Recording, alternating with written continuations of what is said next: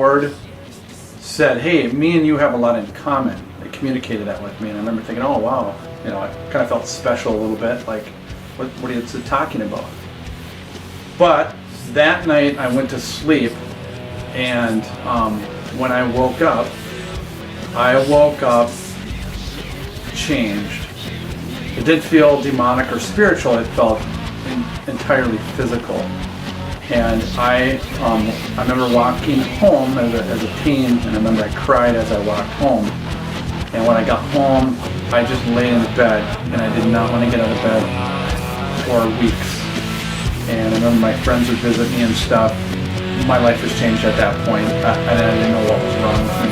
I was in extreme depression at this point, and I would lay in bed. It felt like some type of force would just sit and mock me and ridicule me as I laid there. I was being tormented. It was horrible. In a sense, it felt completely physical because there's like this huge cloud over my mind, and I couldn't think, didn't want to get out of bed. I mean, I was just totally depressed, completely depressed, and at the same time now I'm being tormented. And my mom, who was that Christian, and tell her something's wrong, and she would put her hand on my head and she would pray for me, I remember, and then that tormenting would go away, which was extremely relieving.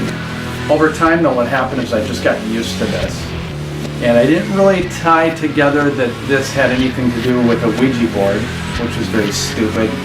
Now, the word demon possession, it's not even in the Bible, the Hebrew and Greek, it's actually vexed or with a demon. So in other words, it's a little bit more less severe. It actually just means that a demon will come and dwell with you. It doesn't really completely take over and possess you. And I was not aware of that. I just thought something was incredibly wrong with me. I remember there's a girl, she said, can I ask you a question? And I said, yeah. She said, is your tooth broken? I said, no, why? She said, I have known you for years, and I have not seen you ever smile one time. So anyhow, I just got used to living this way. It was absolutely horrible. It was devastating, and it was like the worst thing that ever happened to me. And it came on very strong and powerful, and it was that way probably for about 5 years, until ultimately I found myself sitting at a church service. That extreme darkness and depression that was on me, that emptiness, that would leave while I was at the church service. And that made me incredibly suspicious that the power of Christ was real.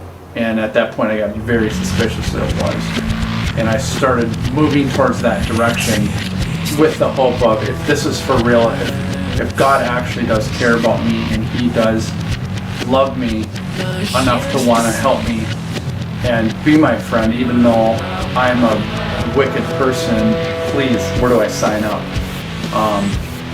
If I can have a new chance. So I moved in that direction in the way of reading my Bible a little bit each day.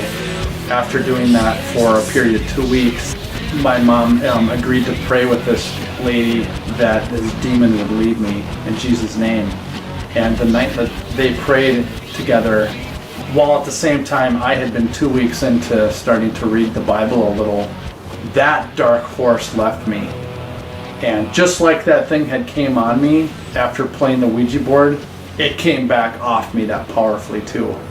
And I was stoked. I was laying in bed and I woke up in the morning and I looked out the window and I thought, what a beautiful day. And I remember thinking to myself, I have not even thought anything this positive for years. I was just absolutely amazed. And I didn't know about this whole prayer thing. I found that out 6 months later, that this gal and my mother prayed for me, but I was happy again like I was when I was a little kid.